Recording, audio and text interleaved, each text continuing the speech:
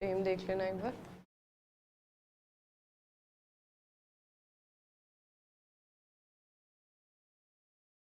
और एक्सपोजर भी देख लो, लाइट ज़्यादा तो नहीं है।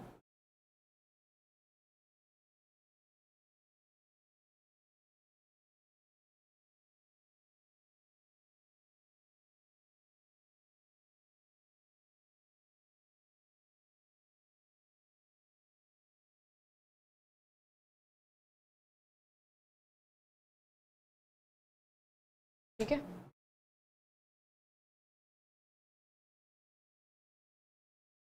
तो चलिए स्टार्ट करते हैं आपका चैप्टर हेरिडिटी एंड एवोल्यूशन। सबसे पहले आपको पढ़ना है द टर्म जेनेटिक्स। इस चैप्टर के अंदर मैं आपको साथ साथ कुछ इंपॉर्टेंट टर्म्स बताने वाली हूँ। द फर्स्ट टर्म है जेनेटिक्स। जेनेटिक्स बायोलॉजी की वो वाली ब्रांच होती है, या एक तरीके से सब्जेक्ट बोल सकते हैं, जिसमें हम हेरिडिटी और वेरिएशन के बारे में पढ़ते हैं। हेरिडिटी और वेरिएशन क्या होता है I will tell you, but genetics इन दो चीज़ों की स्टडी को बोला जाता है।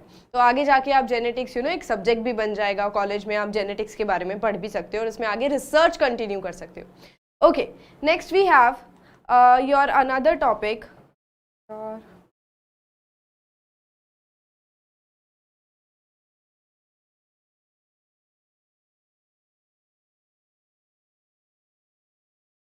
और क्या पढ़ना है जेनेटिक्स के बारे में? The hereditary information is present in the sex cells of the parents. Gametes constitute the link between generation.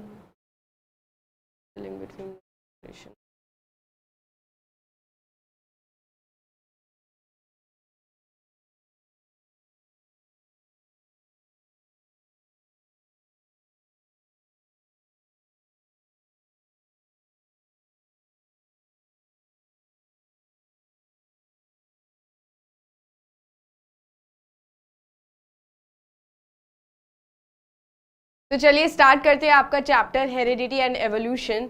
इस चैप्टर के साथ साथ मैं आपको बताती रहूंगी इंपॉर्टेंट टर्म्स। तो सबसे पहली टर्म जो हमारे पास है दैट इज जेनेटिक्स। जेनेटिक्स वो ब्रांच होती है बायोलॉजी की जिसमें हम हेरिडिटी और वेरिएशन के बारे में पढ़ते हैं। हेरिडिटी वही चीज़ें हो गई जो हमने हमारे पेरेंट्स से लिए है, और वेरिएशंस मतलब अलग अलग डिफरेंसेस जो हमें एक दूसरे के अंदर देखने को मिलते हैं, जिसको हम आगे डिटेल में पढ़ने वाले हैं।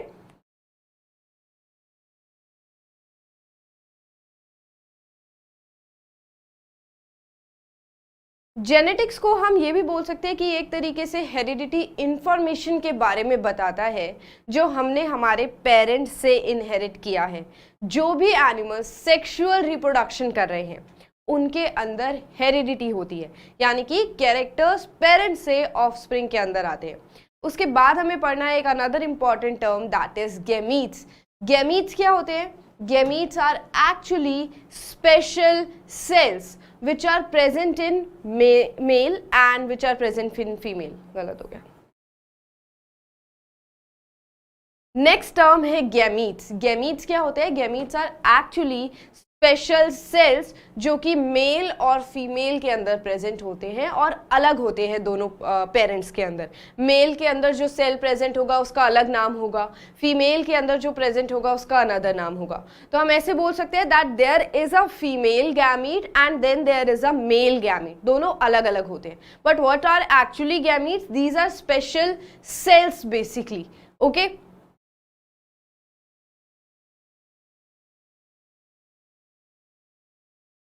नेक्स्ट बात करते हैं अनदर इंपॉर्टेंट टर्म की, दैट इज हेरिडिटी। हेरिडिटी का मतलब होता है पेरेंट्स के कैरेक्टर्स का ट्रांसफर होना जनरेशन आफ्टर जनरेशन। अगर आप अपने फोर फादर्स की भी बात करो, यानी कि पूर्वजों की बात करो, तो उनके कैरेक्टर्स आपके ग्रैंड पेरेंट्स के अंदर आए होंगे, ग्रैंड पेरेंट्स के कैरेक्टर्स आपके पेरेंट्स के अंदर आए होंगे, और आपके पेरेंट्स के कैरेक्टर्स आपके अंदर आए होंगे, एंड जनरेशन आफ्टर जनरेशन ये कैरेक्टर्स पास ऑन होते जाते हैं। इसी को बोलते हैं heredity.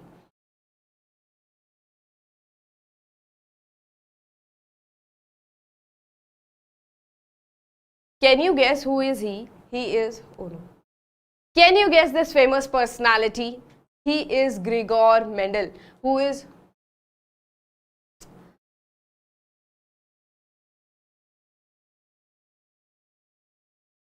can you guess this famous personality? He is Gregor John Mendel, जिनका बर्थ हुआ था 1822 में और he died in 1884। ये फादर ऑफ जेनेटिक्स कहलाते हैं, क्योंकि ये जो आज हम टर्म पढ़ रहे हैं और इस पूरे चैप्टर के बारे में पढ़ रहे हैं, इसमें सबसे ज्यादा कंट्रीब्यूशन इनका रहा है, जिनका नाम है ग्रिगोर मेंडल।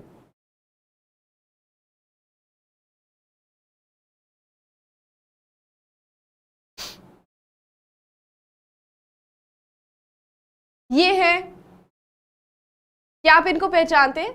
इनका नाम है ग्रिगोर जॉन मेंडल और इनको फादर ऑफ जेनेटिक्स भी बोला गया है। ये 1822 में बॉर्न हुए थे and he died in 1884।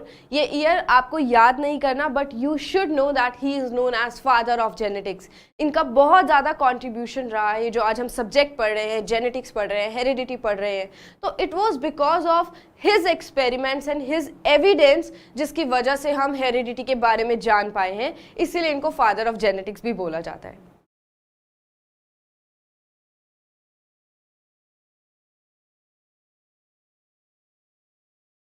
Let's know more about Gregor John Mendel. He performed his experiments on garden pea. इनके मोस्टली जो एक्सपेरिमेंट्स थे ना, वो गार्डन पी पर होते थे, जिसका साइंटिफिक नेम है पाइसम सटाइवम। इन्होंने अपने घर के पीछे एक छोटा सा गार्डन बना लिया था और उसके अंदर इन्होंने गार्डन पी यानी कि जो मटर का प्लांट होता है उसको उगाना शुरू कर दिया था। तो जो भी स्टडीज इनको करनी होती थी ना सेल और न्यूक्लियस के अंदर, वो उसके ग्रीन प्लांट्स को लेकर यानी कि यहाँ पर पाइसम सटाइवम को लेकर करते थे। इसके भी कुछ रीजंस है कि that why he chose only and only garden pea to perform his experiments.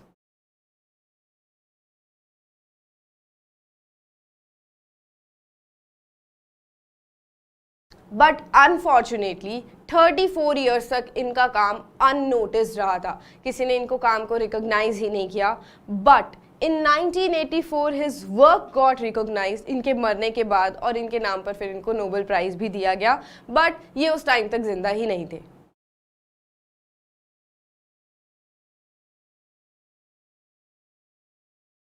Next important term जो आपको पढ़नी है दैट इज वेरिएशंस। वेरिएशंस ना नाम से ही पता चल रहा है, यानी कि वेराइटी ऑफ कैरेक्टर्स। वेरिएशंस यानी कि वेराइटी।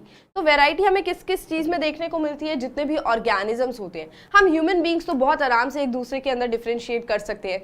सबकी हाइट नहीं मिलती, सबके फेस नहीं मिलते, सबके फीचर्स नहीं मिलते, ये तो सारी फिजिकल अपीयरेंस है जो नहीं मिलती है। उसी को कहीं ना कहीं वेरिएशन बोलते हैं। अगर हम एनसीईआरटी के अकॉर्डिंग देखें, the difference in the characters among the individuals of a species is termed as variation. तो आई होप आपको याद रहेगा, वेरिएशन मतलब difference in the characters of species. उसके बाद the variations are accumulated by the process of sexual reproduction, यानी कि जिन organisms के अंदर सेक्सुअल रिप्रोडक्शन हो रहा है, जिसमें दोनों पेरेंट्स अलग अलग हैं, one is the male parent and other is female parent, उनके अलग अलग गैमीट्स या सेल्स आकर फ्यूज कर रहे हैं, जिसकी वजह से वेरिएशन आता है। इसका मतलब हम ये बोल सकते हैं कि एसेक्सुअल रिप्रोडक्शन के अंदर वेरिएशन बहुत ही कम या फिर ना के बराबर होता है। Sexual reproduction is the one जिसमें वेरिएशन देखने को मिलती है, जिन ऑर्गेनिजम्स के अंदर वेरिएशन देखने को मिलती है।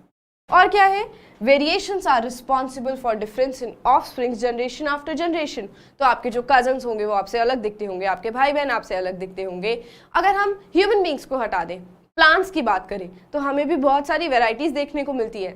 That everything is called as variation.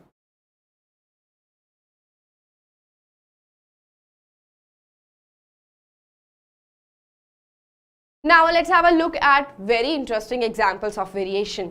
Have you ever noticed the different eye colors in human beings? वो जितने भी eye color आपको अलग अलग दिख रहे हैं वो एक तरीके की वेरिएशन है। या फिर अगर हम बात करें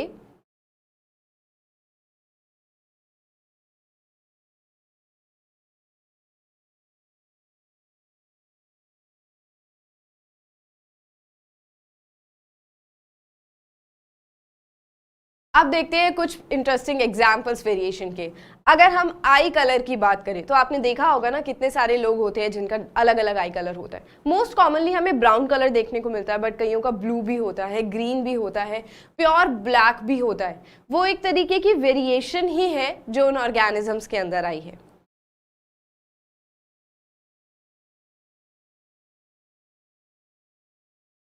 इसके अलावा अगर हम हाइट की बात करें, सारे ऑर्गेनिजम्स तो सेम हाइट के नहीं होते हैं। That is also an example of variation. आपके फ्रेंड आपसे बड़े होंगे या छोटे होंगे, that is all the variety of characters जो हम देख रहे हैं।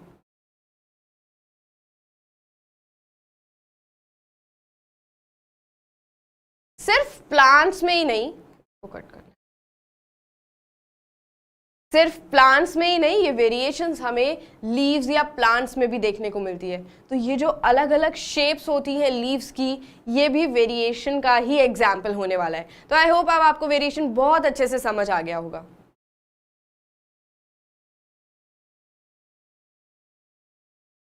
Now let me tell you that what is the main cause of variation, कि सेक्सुअल रिप्रोडक्शन के अंदर ही वेरिएशन क्यों आती है। तो अब आप इतना तो समझ ही गए होंगे कि सेक्सुअल रिप्रोडक्शन के अंदर दो पेरेंट्स होते हैं, एक मेल और एक female. Now we can also say errors during DNA replication. तो पहले हम समझेंगे डीएनए रेप्लिकेशन क्या होता है। नया ऑर्गेनिज्म बनाते टाइम जो डीएनए होता है वो कुछ इस तरीके से आपको दिखेगा। तो मान लीजिए ये जो डीएनए है येलो वाला, ये फादर का डीएनए है। क्योंकि हम सेक्सुअल रिप्रोडक्शन पढ़ रहे हैं तो दो डिफरेंट डीएनए आने वाले हैं। एंड रेड वाला जो डीएनए है वो मदर का डीएनए है। फ्यूजन होने के टाइम पे ये दोनों डीएनए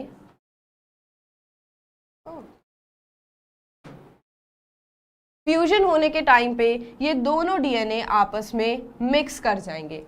बट अगर ये डीएनए दोनों मिक्स कर जाएंगे तो आपको नहीं लगता टोटल कितने थ्रेड्स आ जाएंगे? 4 थ्रेड्स आ जाएंगे। और नॉर्मल ह्यूमन बीइंग के अंदर तो सिर्फ 2 थ्रेड वाला डीएनए होने वाला है। फिर से रिकॉर्ड एक बार।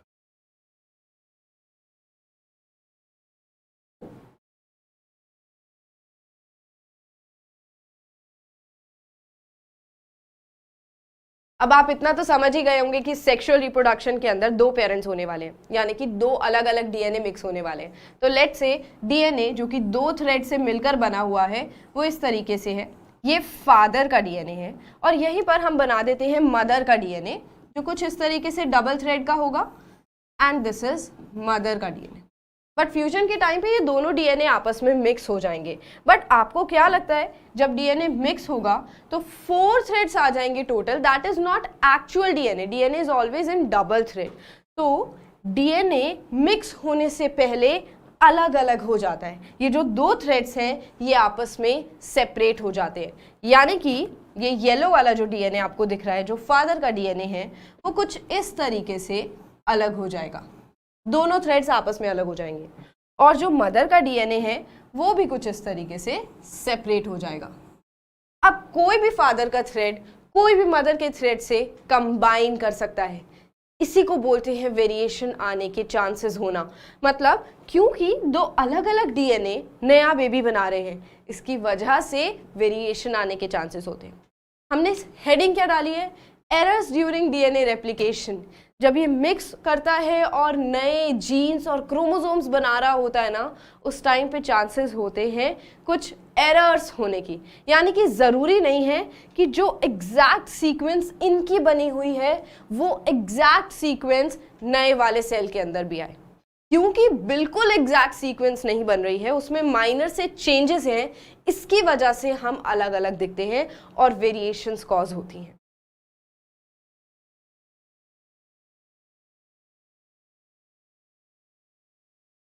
Next we have to study significance of variation. यानी कि वेरिएशन होना ज़रूरी क्यों है, ये क्यों हो रहे हैं डीएनए के चेंजेस। या हो सकता था कुछ इस तरीके से नेचुरल प्रोसेस होता कि DNA as it is copy paste हो जाता जैसे एसेक्सुअल रिप्रोडक्शन के अंदर हो रहा है। बट एक्चुअली वेरिएशन अभी तक बेनिफिशियल प्रूफ हुआ है, यानी कि इसकी एक इम्पॉर्टेंस रही है सेक्सुअली रिप्रोड्यूसिंग ऑर्गेनिजम्स के अंदर। It shows up only if it continues to be inherited in the offsprings generation after generation. ये हमें वेरिएशन एक ही जनरेशन में तो नहीं दिखने वाली है, बहुत सारे साल लग जाते हैं ये देखने के लिए कि कौन सा वेरिएशन क्रिएट हुआ है। अगर हम ह्यूमन बींग्स का एग्जाम्पल ले तो हम कितने ज़्यादा चेंज हुए हैं अगर हम पुराने ज़माने से खुद को कंपेयर करें। वी वर वंस चिंपैंजीज और एप्स, बट धीरे धीरे धीरे धीरे हम बहुत अलग होते गए। That is also because of variation somewhere. सारे कैरेक्टर्स जो थे वो चेंज होते गए। Also it increases the chances of it survival in a changing environment. This is very important NCERT वाली लाइन जो आप अपने आंसर में लिख सकते हैं। And this tells you that what is the importance of variation. Variation survival के chances को बढ़ाता है। इसकी वजह से वेरिएशन इंपॉर्टेंट है, यानी कि हम अपने एनवायरनमेंट के अंदर अभी जितना ज़्यादा सर्वाइव कर पाएंगे, जितना ज़्यादा एनवायरनमेंट को बीट कर पाएंगे, उतने ज़्यादा इस एनवायरनमेंट में फिट हो पाएंगे। इसका मतलब मेरे जीन्स या फिर मेरे क्रोमोसोम्स साथ वाले जीन या क्रोमोसोम से ज़्यादा स्ट्रॉन्ग है, and that is somewhere because of variation कि मैं अपने एनवायरनमेंट में फिट हो पा रही हूँ। तो ये बहुत सारी स्पीशीज के अंदर देखा जाता है, जो आगे हम डिटेल में पढ़ने वाले हैं एवोल्यूशन वाले पोर्शन में। इंपॉर्टेंस ऑफ वेरिएशन यहाँ पर क्लियर हो गया होगा, that it increases the chances of survival. ये सर्वाइवल के चांसेस को बढ़ाता है।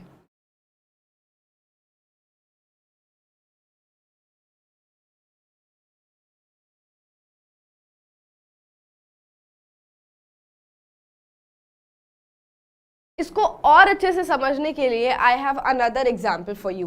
Let's say that there is a bacteria, there are so many bacterias actually, there are, let's assume that these are bacterias.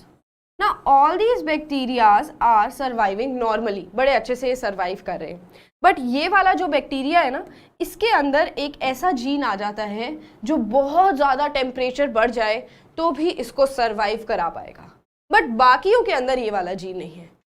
कुछ साल बाद टेम्परेचर बहुत ज़्यादा बढ़ गया और ये सारे बैक्टीरियाज जो हैं ये मर जाएंगे, क्योंकि इनके अंदर तो वो वाला जीन ही नहीं है। तो वेरिएशन की वजह से इसके अंदर ये जो जीन आया था ये इसके सर्वाइवल को प्रमोट करेगा और ये आगे हीट वाले एनवायरनमेंट के अंदर सर्वाइव कर पाएगा। इसका नाम है अब हीट रेजिस्टेंट बैक्टीरिया। अब जब ये आगे मल्टीप्लाई करेगा तो इसका जो हीट रेजिस्टेंट वाला जीन था वो आगे भी इसकी जनरेशन में पास ऑन होगा, राइट। अब ये सारे बैक्टीरिया जो हैं वो कैसे बन जाएंगे, हीट रेजिस्टेंट। ये होता है वेरिएशन, इस तरीके से वेरिएशन काम करती है। ये सबसे पहले ओरिजिनेट हुआ था इन वाले बैक्टीरियाज के अंदर, क्योंकि ये डीएनए से रेप्लिकेट करते करते आ रहे थे और इसके अंदर एक ऐसा जीन आ गया जो एरर की वजह से इसको हीट रेजिस्टेंट बना रहा है, इसको पावरफुल बना रहा है। अब आगे जब टेम्परेचर चेंज हुआ तो सारे बैक्टीरियाज मर गए और इसने सरवाइव किया, क्योंकि इसके अंदर वो जीन था। इसने जब आगे डिवाइड किया तो इसके जो नए बैक्टीरियाज बने थे उसके अंदर भी वो जीन पास ऑन हुआ, एंड ये सारे बैक्टीरियाज अब कैसे बन सकते हैं, हीट रेजिस्टेंट बैक्टीरिया। इस तरीके से वेरिएशन काम करता है और इसी तरीके से वेरिएशन बेनिफिशियल प्रूफ होता है।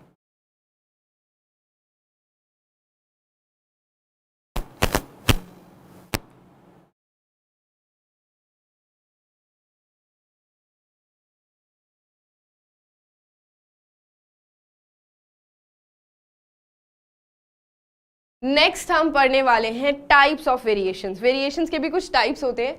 सबसे पहला टाइप है सोमैटिक वेरिएशन। ये एक ऐसा चेंज होगा जो बॉडी के सेल्स में होगा। It is not passed on to the next generation. ये नेक्स्ट जनरेशन में पास ऑन नहीं होता। जैसे अभी हमने हीट रेजिस्टेंट बैक्टीरिया वाला एग्जाम्पल देखा था, तो जब उसके नए बैक्टीरियाज बने थे तो वो आगे पास ऑन हुआ था। That is the type of variation जो आगे इनहेरिट हो रही है। बट सोमैटिक वेरिएशन वाली वेरिएशन आगे पास ऑन नहीं होती है, सिर्फ और सिर्फ बॉडी के सेल्स में होती है। It is also known as acquired traits, इसको हम आगे और पढ़ेंगे। But somatic variation, let's discuss with an example. कोई भी ऑर्गेनिज्म ले लो और उसकी टेल को अगर कट कर दे हम एक्सपेरिमेंट करते टाइम, तो जब उसकी नेक्स्ट जनरेशन प्रोड्यूस होगी तो क्या उसमें भी टेल कट होकर ही आएगी? नहीं, क्योंकि ये जो चेंज हुआ है ये उसके नॉर्मल बॉडी सेल्स में हुआ है, वो आगे पास ऑन नहीं होने वाला। आप कितनी ही जनरेशन तक टेल को कट करते जाओ, हमें नई जनरेशन जो मिलेगी वो टेल के साथ ही मिलेगी। That is an example of somatic variation. यानी कि आप कितनी ही बॉडी बना लो, या आपके पेरेंट्स जो हैं उन्होंने कितनी ही बॉडी बना ली हो, नहीं, बॉडी एग्जाम्पल कट लग तो जाए।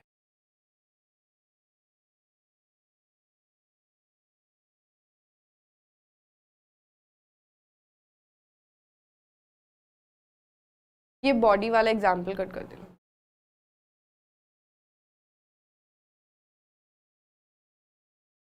इसके और एग्जाम्पल्स क्या हो सकते हैं?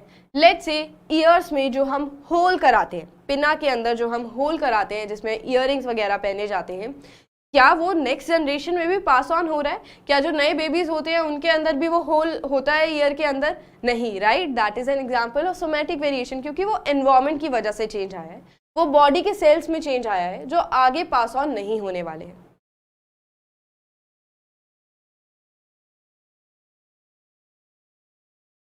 इसका दूसरा टाइप है गैमेटिक वेरिएशन, जो कि सोमैटिक वेरिएशन का बिल्कुल अपोजिट है।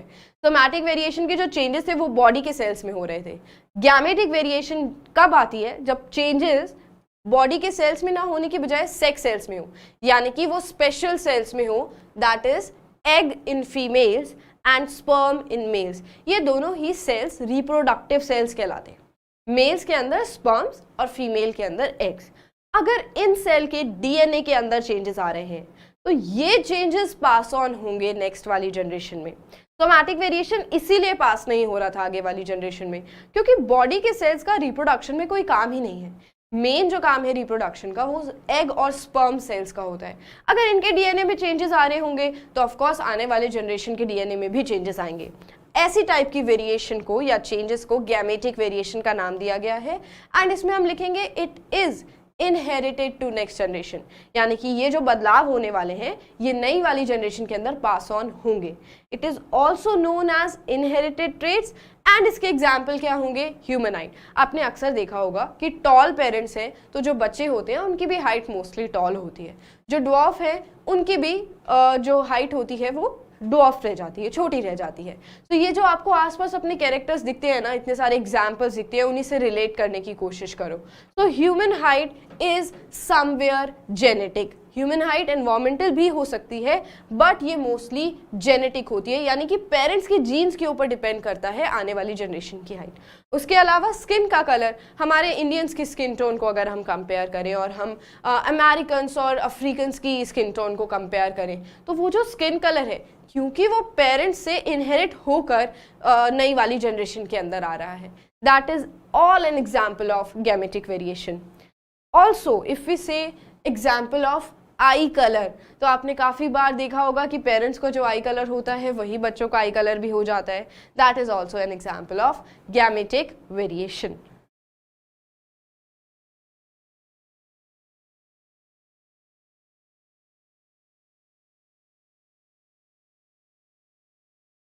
ये जो आई वाला एग्जाम्पल, आई के कलर वाला एग्जाम्पल मैंने दिया है उसको कट कर देना, सिर्फ कलर वाला एग्जाम्पल, ठीक है? मैं आगे कंटिन्यू कर रही हूँ, कलर वाला एग्जाम्पल मुझे इसमें नहीं देना, आप कट कर देना। टाइप्स ऑफ वेरिएशंस के बाद है कॉज ऑफ वेरिएशन।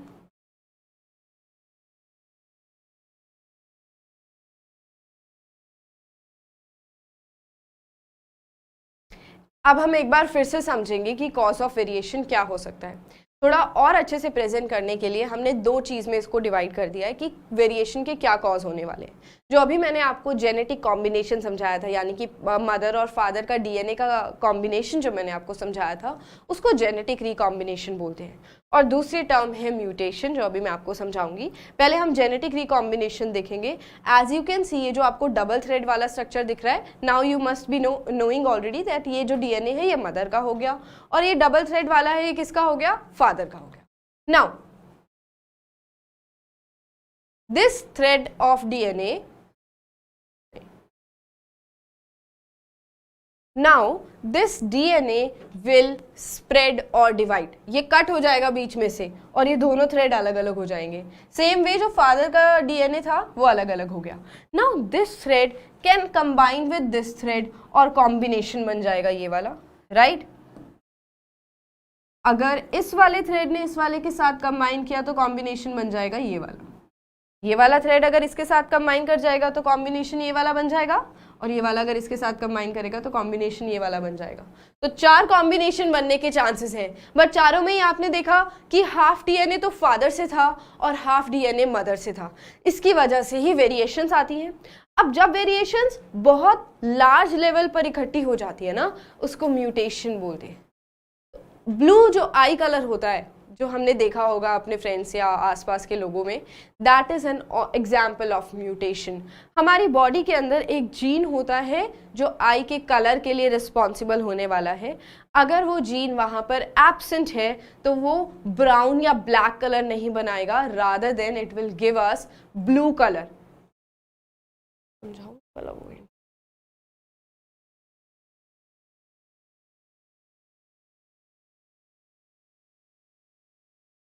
अगेन ये जो आई कलर वाला था इसको कट कर देना, ठीक है। जो मैं फिर से एग्जांपल दे रही थी ना यहाँ पे ब्लू आई कलर वाला, उसको कट कर देना, जो ब्लू आई कलर होता है।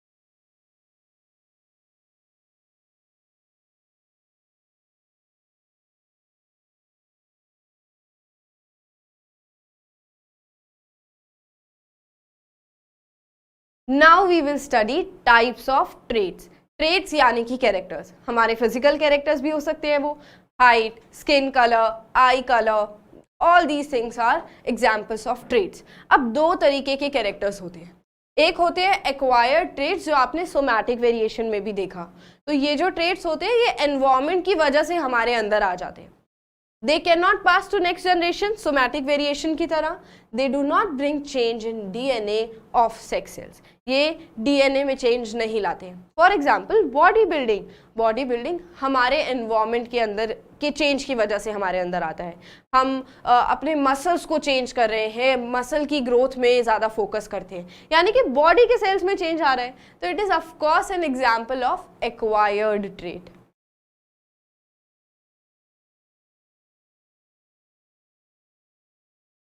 उसके बाद एक और एग्जाम्पल है हमारे पास शॉर्ट हेयर का। हेयर की जो भी लेंथ होने वाली है वो एक तरीके का एक्वायर ट्रेट है। ऐसा तो नहीं है ना अगर मदर के हेयर शॉर्ट हैं तो आने वाली जनरेशन के अंदर बेबीज़ के हेयर भी शॉर्ट होंगे, नहीं। सो जो ये चेंजेस होते हैं ये कौन से हैं, एक्वायर ट्रेट के एग्जाम्पल हैं।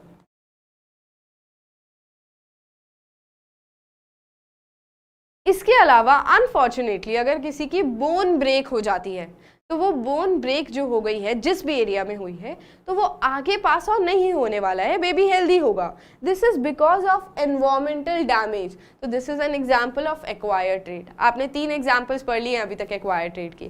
सबसे पहले आपने देखा जो भी मसल बिल्डिंग होती है या जिमिंग से भी जो भी चेंजेस आते हैं बॉडी के अंदर वो एक्वायर ट्रेट है। उसके बाद अगर हेयर की जो लेंथ होने वाली है वो भी एक तरीके का एक्वायर्ड ट्रेट है, यानी कि बॉडी के सेल्स में नॉर्मली हो गया है। ये जो बॉन का ब्रेक डाउन होना है, ब्रेक होना है, that is also an example of acquire trait.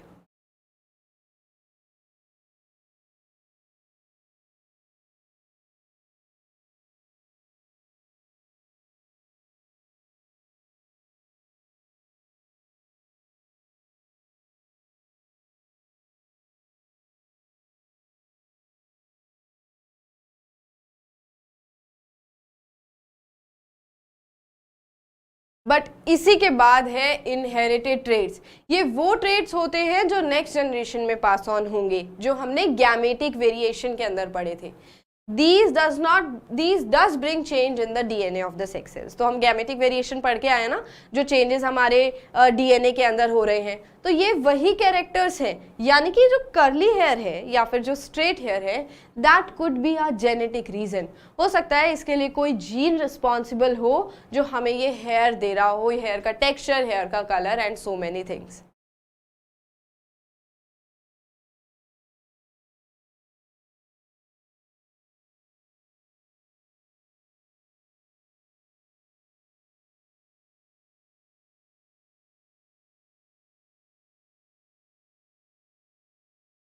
इसके बाद अगर हम हाइट की बात फिर से करते हैं तो जैसे कि मैंने आपको बताया कि हाइट मोस्टली पेरेंट्स पर डिपेंड करती है। अगर ये जीन जो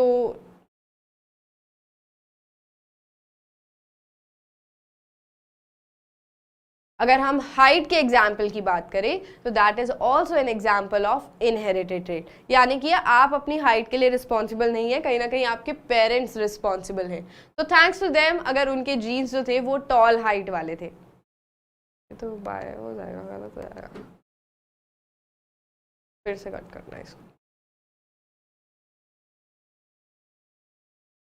हाइट की अगर बात करें तो that is also an inherited trait, यानी कि हमारे पेरेंट्स के जो जीन्स हैं जो हमारे अंदर आए हैं वो हमारी हाइट को डिसाइड कर रहे हैं.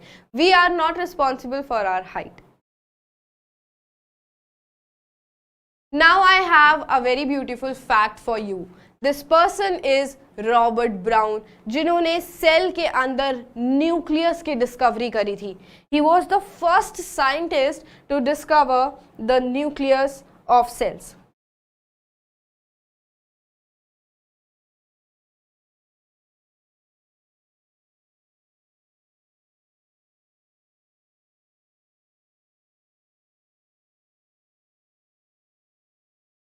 Next I have a very interesting fact for you.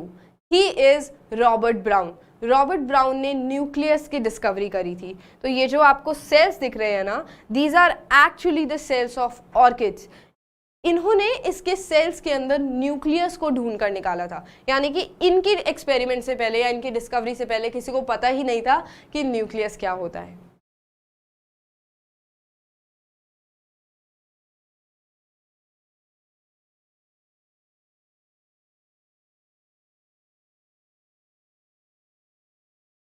Next हमें पढ़ना है एक बहुत इंपॉर्टेंट टर्म जिसको बोलते हैं क्रोमोसोम. क्रोमोसोम का नाम तो आपने बहुत बार सुना होगा, बट आपको पता है what is the actual meaning of chromosome?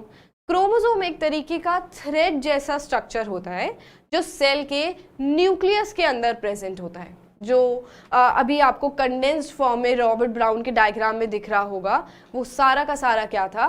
Chromosome था basically.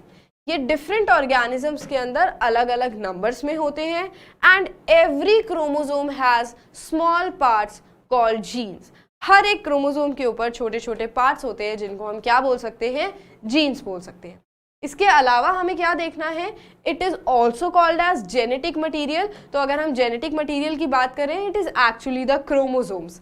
Then it is made up of DNA and proteins. Chromosome किससे बना हुआ है? DNA और प्रोटीन से बना हुआ है. Where are chromosomes present? It is present in the nucleus of eukaryotic cells. तो आप 9th स्टैंडर्ड में पढ़ के ही आए होंगे कि यूकैरियोटिक सेल्स कौन से होते हैं. अगर नहीं भी आपको याद है तो यूकैरियोटिक सेल्स वो वाले सेल्स होते हैं जिनका न्यूक्लियस बहुत अच्छे से डेवलप्ड होता है. तो लेट्स से ये एक सेल है, सेल, बट ये टर्म्स काफ़ी अलग अलग हैं जिसका मतलब अभी हम समझेंगे. ये एक यूकैरियोटिक सेल है, यानी कि इसका जो न्यूक्लियस का मटेरियल है, ये जेनेटिक मटेरियल, ये जो थ्रेड है, ये बहुत अच्छे से एक मेम्ब्रेन में प्रोटेक्टेड है. जो प्रोकैरियोटिक सेल्स होते हैं ना, पुराने ज़माने के प्रिमिटिव सेल्स, उनके अंदर इतने अच्छे से कवरिंग देखने को नहीं मिलती.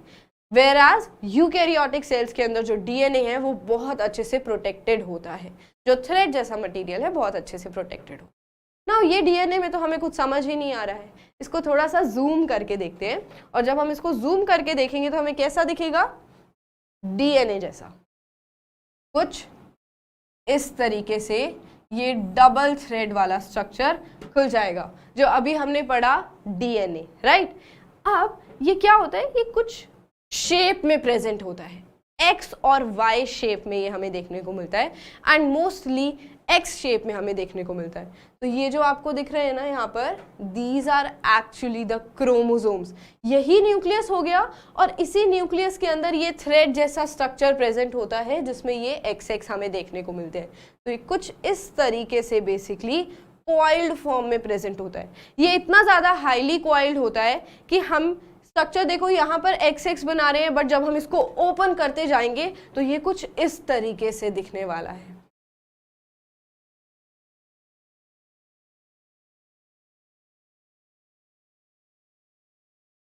तो ह्यूमन बीइंग्स के अंदर बेसिकली 46 क्रोमोसोम्स प्रेजेंट होते हैं जो कि पेयर में प्रेजेंट होते हैं. They are present in pairs. तो टोटल 23 पेयर्स हो गए हमारे पास. तो अगर हम ये डायग्राम देखें तो आप देख रहे हो ना किस तरीके से कॉइल्ड फॉर्म में पड़ा हुआ है. यही सारे के सारे हमारे DNA के अंदर, यही कट करना है यहाँ पर, अभी कट लगाना, यही सारे के सारे हमारे न्यूक्लियस के अंदर प्रेजेंट होते हैं जो अभी मैं आपको रेड वाले पेन से बनाकर दिखा रही थी. तो these are present in coiled form, क्योंकि हम यहाँ पर स्टडी कर रहे हैं तो हमने इस तरीके से इनको बना दिया. And how many they are in number, actually they are present in pairs. ये 1 2 3 जो आपको दिख रहा है यहाँ लास्ट वाले पेयर तक, ये नंबर है इन पेयर्स का. और देखो हर एक पेयर जो है this is actually 1 chromosome and second chromosome, दो मिलकर एक पेयर बना रहे हैं. इसकी भी आप शेप देख रहे हो, कुछ इस तरीके से दिख रही है ना, एक्स जैसी. तो इसलिए हम जब लिखते हैं तो x और y की तरह लिख देते हैं. आपको क्या याद रखना है कि टोटल हमारे पास 23 पेयर्स हैं. सारे पेयर्स सेम होते हैं एक्सेप्ट 1 पेयर. जो लास्ट वाला पेयर होगा, 22 पेयर्स तो सेम हो गए, बट जो लास्ट वाला पेयर होता है that is unique and special. How? इसको बोलते हैं सेक्स क्रोमोसोम.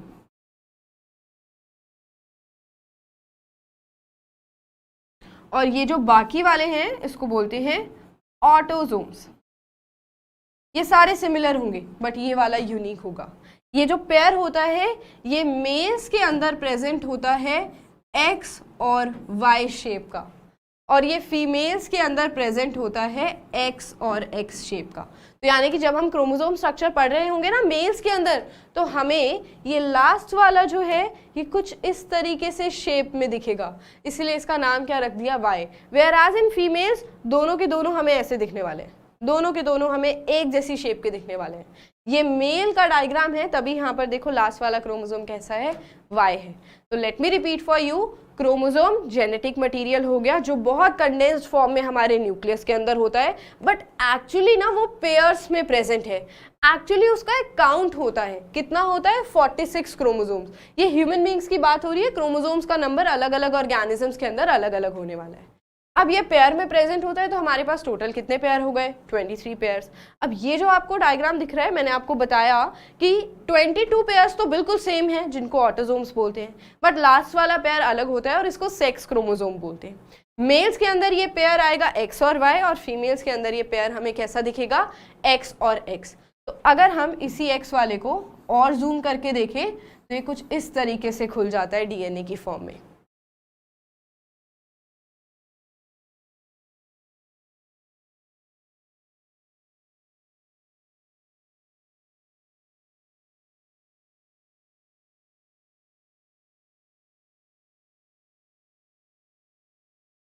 जो अभी मैंने आपको टर्म बताई थी ऑटोसोम्स, उसके बारे में थोड़ा सा और जान लेते हैं.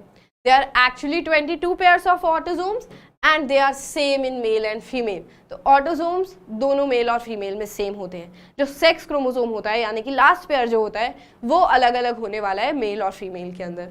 Also they are homologous in humans. Homologous का मतलब क्या होता है, इनका स्ट्रक्चर जो होगा सबका वो सेम होने वाला है. बट क्या एक्स वाई और एक्स एक्स का स्ट्रक्चर हम सेम बोल सकते हैं जो कि लास्ट पेयर था, नो, राइट. तो ये हेट्रोलॉगस होगा क्योंकि दोनों इसमें तो जो हैं सेम है अलील्स और इसमें अलग अलग हैं, ये दोनों सेम नहीं है, तो इसको हेट्रोलॉगस पेयर बोलते हैं. बट यहाँ पर 22 पेयर्स जो होंगे मेल और फीमेल में सेम है ना, इसीलिए इसको होमोलॉगस बोल देते हैं. उसके बाद it is not involve in sex determination. तो आपको ऑलरेडी पता है एक्स एक्स और एक्स वाई का कोई काम नहीं है सेक्स डिटर्मिनेशन के अंदर. ये सारे जो 22 पेयर्स हैं इनका अनदर काम होने वाला है. बट जो लास्ट पेयर होगा that is involve in sex determination, जो ये बताएगा कि बेबी चाइल्ड जो है वो बेबी बॉय है या फिर बेबी गर्ल है.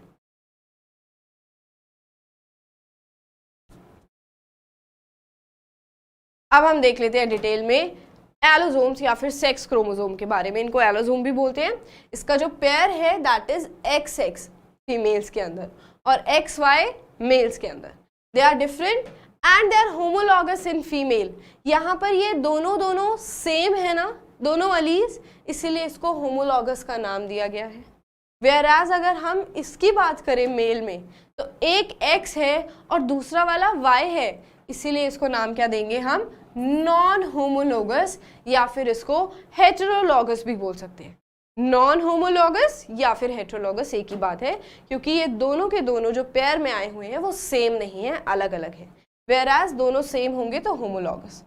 इनका ही काम होता है सेक्स डिटर्मिनेशन के अंदर, तो इसीलिए आप इसमें लिख कर आ सकते हैं कि एलोसोम्स या सेक्स क्रोमोसोम्स सेक्स डिटर्मिनेशन में इन्वॉल्व होते हैं.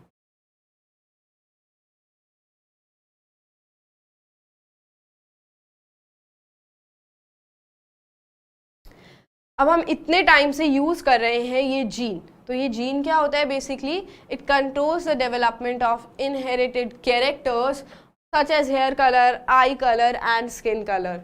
तो मैं जो अभी तक आपको डीएनए बना रही थी उसी के ऊपर एक्चुअली जीन्स प्रेजेंट होते हैं। तो मान लो ये हो गया आपका chromosome which is x chromosome. अब हमने इसको खोल दिया, अब जो इस तरीके से आपको 2 थ्रेड में स्ट्रक्चर दिख रहा है that is your DNA. DNA किससे बना हुआ है, प्रोटीन्स और हिस्टोन्स से मिलकर बना हुआ है। DNA has proteins over it, इतना जान लेते हैं हम। And this x is your chromosome. हमने अभी यहाँ पर एक ही क्रोमोसोम उठाया है। जब हम इस डीएनए को देखेंगे तो बीच में हम देखेंगे स्पेशल प्रोटीन्स भी आते हैं बड़े बड़े, और ये थ्रेड उसी के ऊपर उसको ओवरलैप कर लेता है। ठीक है, अब इसी थ्रेड के ऊपर कुछ स्पेशल स्ट्रक्चर्स होते हैं, यहाँ पर कुछ इस तरीके से स्पेशल एरियाज या स्पेशल स्ट्रक्चर्स बोल सकते हैं हम, जिनको क्या बोलते हैं, जीन्स। और ये जीन्स रिस्पॉन्सिबल हैं हेयर कलर, आई कलर, ऐसे कैरेक्टर्स के लिए। तो अगर ये जीन यहाँ पर प्रेजेंट है, मान लो यहाँ पर हम हाइट के जीन की बात करते हैं, टॉल हाइट के जीन की बेसिकली, अगर टॉल हाइट का जीन यहाँ पर प्रेजेंट है तो वो खुद को एक्सप्रेस करेगा और हाइट कैसी हो जाएगी पर्सन की, टॉल। अगर ये जीन यहाँ पर प्रेजेंट नहीं है तो क्या होगा, हाइट रह जाएगी नॉर्मल हाइट या फिर शॉर्ट हाइट रह जाएगी। तो अब आपको समझ आया कि ये जो जीन्स है ना, special proteins, they are responsible for all the characters in our body. तो हमारी जो पूरी बॉडी के सारे जो कैरेक्टर्स हैं, लाइन को कट करना जो मैंने बोला, तो हमारी बॉडी के जो सारे कैरेक्टर्स हैं, पूरी बॉडी के जो कैरेक्टर्स हैं वो इन जीन्स की हेल्प से डिटरमाइन हो रहे हैं, जो कि डीएनए के ऊपर प्रेजेंट होते हैं। तो we get back to the definition, genes are for controlling the same characteristic of an organism. No, फिर से कट करना है इसको।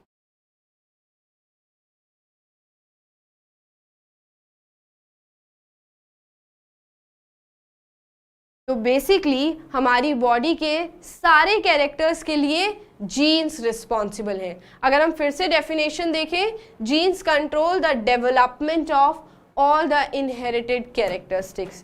Well, do you know what are the types of genes? Actually there are 2 types of genes जो involve है हमारी body को control करने के लिए। First one is called as dominant gene और दूसरा वाला होता है रिसेसिव जीन। इसका मतलब ये होता है कि कभी कभी हो सकता है हमारी बॉडी के अंदर टॉल हाइट वाला जीन प्रेजेंट हो बट हाइट फिर भी शॉर्ट हो। इसका मतलब वो डोमिनेंट नहीं था, वो खुद को एक्सप्रेस नहीं कर पाया। वहीं पर अगर जीन खुद को एक्सप्रेस कर रहा है यानी कि कंडीशंस बिल्कुल नॉर्मल हैं। इसको समझने के लिए मेंडल ने बहुत सारी मेहनत करी थी और एक्सपेरिमेंट्स किए थे। अभी हम डोमिनेंट और रिसेसिव जीन का मतलब समझ लेते हैं।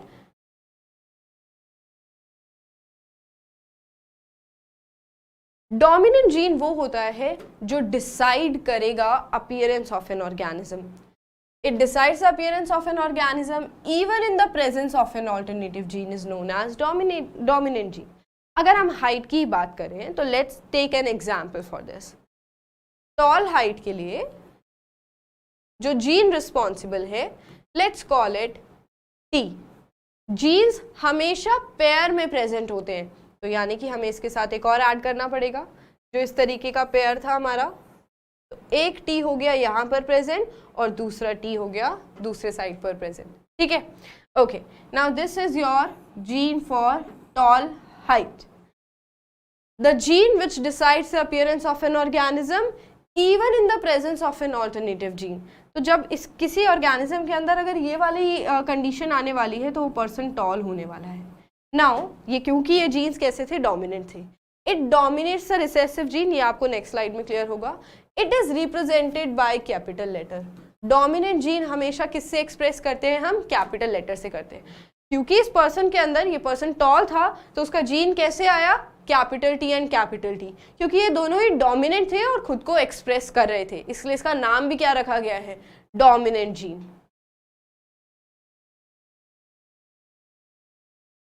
बट नेक्स्ट है रिसेसिव जीन। ये वो जीन होता है जो खुद को डोमिनेंट की प्रेजेंस में एक्सप्रेस नहीं कर पाता।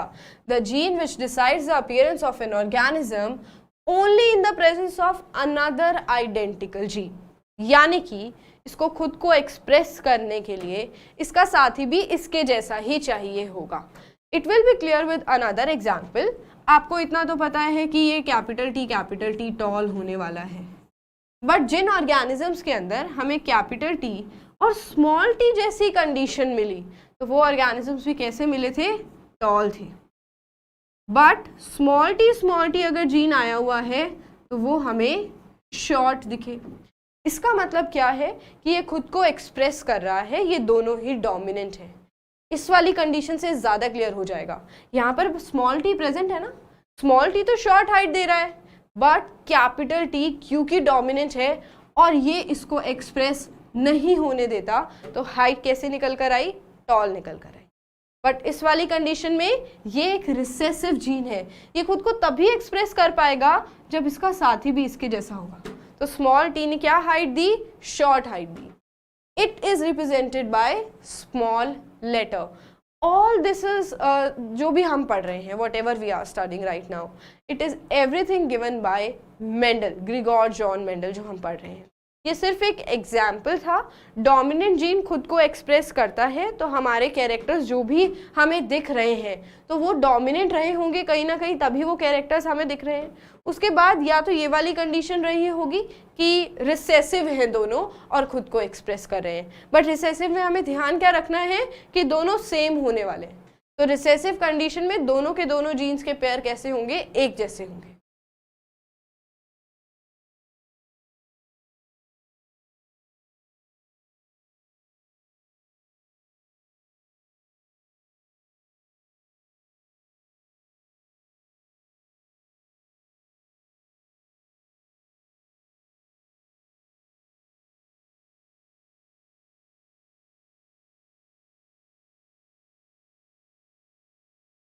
Now we will study Mendel's experiment, जिसकी वजह से ये सारी चीज़ें पॉसिबल हो पाई हैं। सबसे पहला तो क्वेश्चन आता है कि मेंडल ने जो एक्सपेरिमेंट किया था वो पी प्लांट पे क्यों किया था। उसके कुछ रीजंस थे। पी प्लांट की बहुत सारी वेराइटीज अवेलेबल थी। It was very easy to grow. अगर ईजी टू ग्रो था तो अपने गार्डन में उसने आसानी से उसको ग्रो कर लिया। इसके बाद उसका लाइफ स्पैन बहुत शॉर्ट था, मतलब वो पूरी की पूरी जो लाइफ की साइकिल है वो अपनी आंखों के सामने ऑब्जर्व कर पा रहा था उन पी प्लांट्स के लिए। Also they were self pollinating, so pure variety is obtain. वो खुद पॉलिनेट कर रहे थे तो जो वेराइटी ऑब्टेन हो रही थी उसको हेल्प कर रहा था। हैज़ बाइसेक्सुअल फ्लावर्स, मतलब मेल फ्लावर्स अलग थे और फीमेल फ्लावर्स अलग थे, तो उसको सारा प्रोसेस जो था वो बहुत ईजिली देखने को मिल रहा था। Large number of seeds are produced in this case, क्योंकि उसको स्टडी करनी थी, एक एक्सपेरिमेंट करना था। तो जब उसके पास ज़्यादा रिजल्ट होगा, ज़्यादा ऑब्टेन करने के लिए चीज़ें होंगी, एक्सपेरिमेंट के लिए चीज़ें होंगी, तो उसको फ़ायदा होने वाला है। तो इसीलिए उसने पी प्लांट प्रोड्यूस किया, क्योंकि उसके सीड्स बहुत ज़्यादा निकल रहे थे और प्रोडक्शन भी ज़्यादा होती थी। अपने एक्सपेरिमेंट को करते टाइम मेंडल ने 7 मेन कैरेक्टर्स साथ रखे थे। सबसे पहला तो कैरेक्टर है सीड की शेप। तो आपने प्लांट तो देखा ही होगा, मटर का प्लांट देखा होगा। उसमें एक तो है राउंड कंडीशन, जिसमें जो सीड की शेप होती है वो राउंड होती है, और दूसरी होती है रिंकल, जिसमें सीड जो है वो थोड़ा सा श्रिंक्ड दिखाई देता है। आपको डोमिनेंट और रिसेसिव का नाम भी दिख जाएगा। तो ये वाले जो कैरेक्टर्स थे वो सारे के सारे डोमिनेंट होंगे और ये वाले होंगे recessive. Dominant round shape and recessive होगी रिंकल्ड शेप। सीड की अगर हम कलर की बात करें तो येलो डोमिनेंट था और ग्रीन रिसेसिव था। फ्लावर की अगर हम कलर की बात करें तो वायलेट कलर डोमिनेंट होने वाला है और वाइट कलर रिसेसिव होने वाला है। पॉड की शेप की बात करें, जिसके अंदर पीस होते हैं, inflated one is the dominant one and constricted, जो इस तरीके से उसकी शेप देखो, इसको कॉन्स्ट्रिक्टेड शेप बोलते हैं, सारे के सारे स्वोलन नहीं होते, that shape is called as recessive character. Then pod colour, green colour यहाँ पर डोमिनेंट है और येलो कलर यहाँ पर रिसेसिव है। सीड कलर में अपोजिट था, yellow was the dominant and green was the recessive. उसके बाद अगर हम फ्लावर की पोजीशन की बात करें तो जब स्टेम के चारों तरफ प्लांट्स प्रेजेंट होते हैं ना, उसको एक्सियल कंडीशन बोलते हैं। बट जहां पर स्टेम खत्म हो रही हो वहां पर फ्लावर प्रेजेंट हो, that is known as recessive condition. उसके बाद स्टेम की अगर हाइट की बात करें तो stem height tall is the dominant one and dwarf is the recessive one. यही 7 कैरेक्टर्स मेंडल ने ऑब्जर्व किए थे उस पी प्लांट के अंदर, और उसके सारे एक्सपेरिमेंट्स इन्हीं कैरेक्टर्स के अराउंड रिवॉल्व कर रहे थे।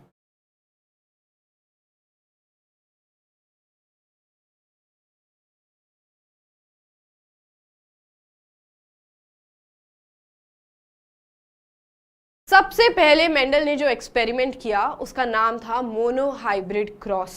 तो इस क्रॉस में मेंडल ने क्या किया, एक्चुअली मोनो का मतलब होता है one and hybrid as in cross कराना। तो monohybrid cross, one is the character here. यहाँ पे सिर्फ और सिर्फ उसने हाइट की बात की है, एक ही कैरेक्टर उठाया है, इसीलिए ये क्रॉस क्या कहलाता है, मोनोहाइब्रिड। और यहाँ पर हाइट कौन सी डोमिनेंट थी, टॉल। एक पेरेंट उसने टॉल हाइट वाला ले लिया और दूसरा पेरेंट उसने ड्वार्फ हाइट वाला ले लिया, ठीक है। अब उसको पता था कि इसके जीन्स कैसे दिखने वाले हैं, capital T and capital T, और ड्वार्फ वाली कंडीशन में क्या होने वाला है, small T and small T. जब क्रॉस कराते हैं तो सबसे पहले गैमीट्स बनते हैं नेचुरली। गैमीट्स बनते टाइम ये जो कैपिटल टी और कैपिटल टी यहाँ पर है ये सेपरेट हो जाते हैं। स्मॉल टी और स्मॉल टी भी यहाँ पर क्या हो जाएगा, कुछ इस तरीके से सेपरेट हो जाएगा। जिस तरीके से हम डीएनए को सेपरेट कर रहे थे ना, ये सेम प्रोसेस हो रहा है। डबल थ्रेड वाला स्ट्रक्चर सिंगल थ्रेड में हो रहा है। तो ये भी जो जीन्स के पेयर प्रेजेंट थे ये अलग अलग हो जाएंगे, सेपरेट हो जाएंगे। Now there are chances of obtaining F1 generation. कैसे होगी F1 जनरेशन, एक बार देखो, ये वाला जो टी है ये इस वाले टी के साथ भी तो कंबाइन कर सकता है।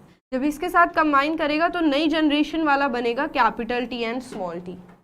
ये वाला इस वाले के साथ भी कंबाइन कर सकता है, तो हमारे पास जो कॉम्बिनेशन बनेगा that will be capital T and small T.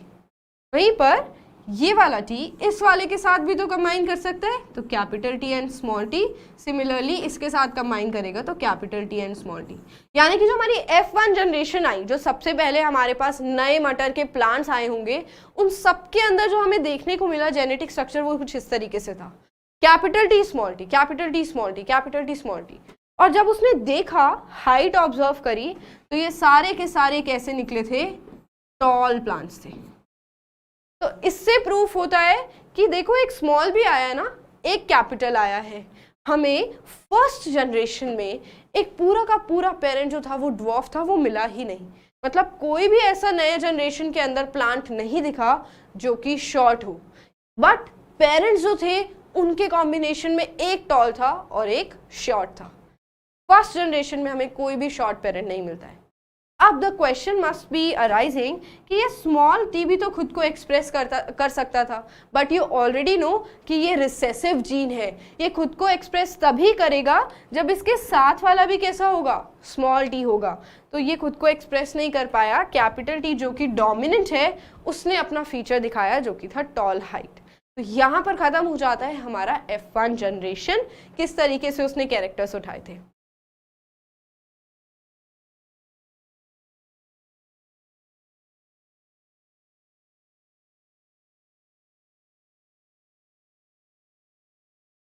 अब हमें करना है F2 जनरेशन, यानी कि फर्स्ट जनरेशन तो आ गई हमारे पास।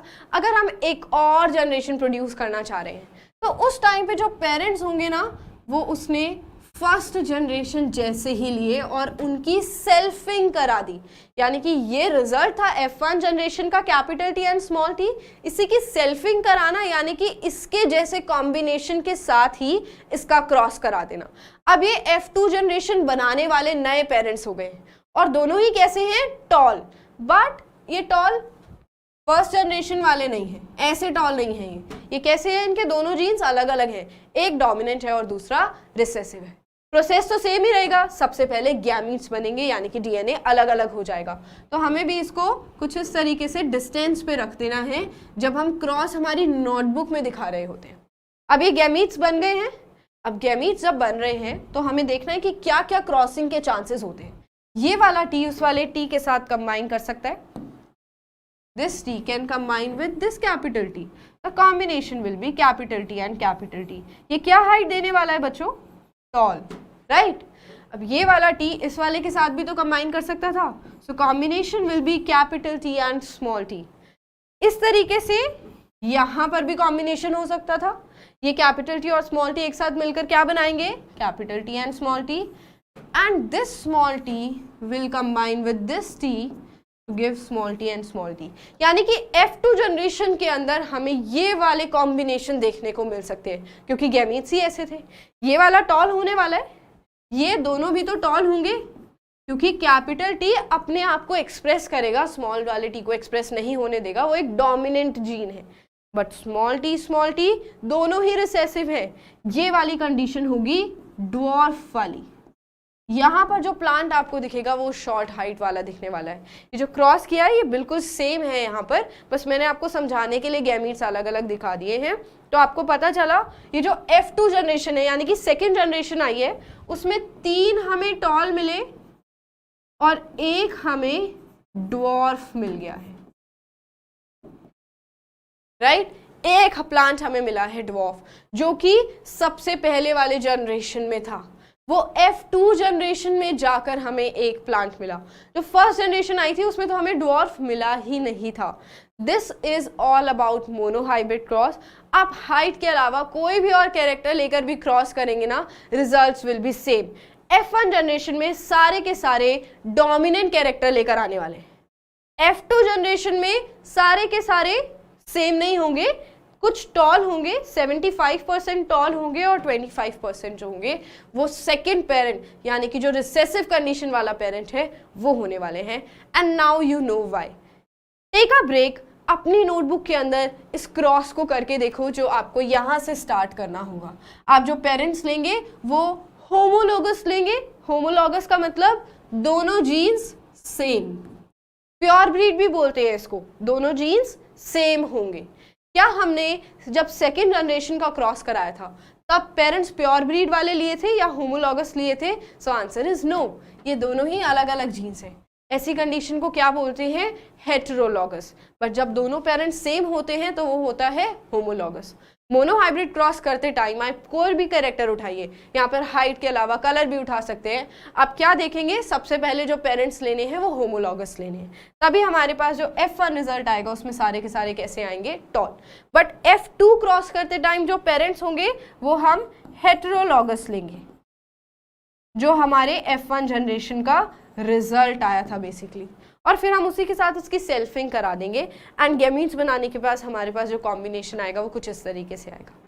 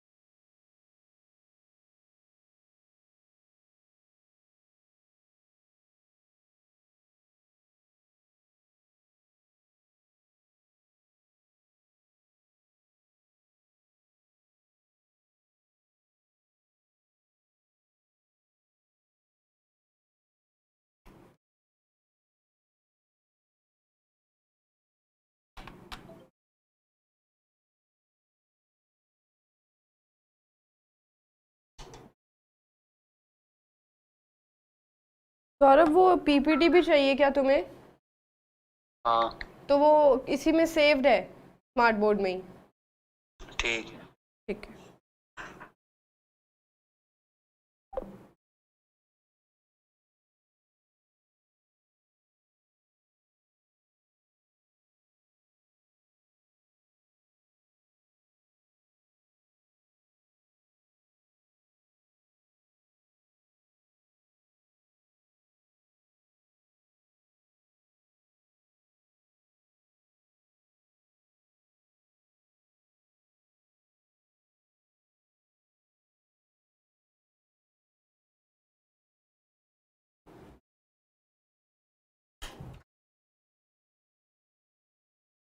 हाँ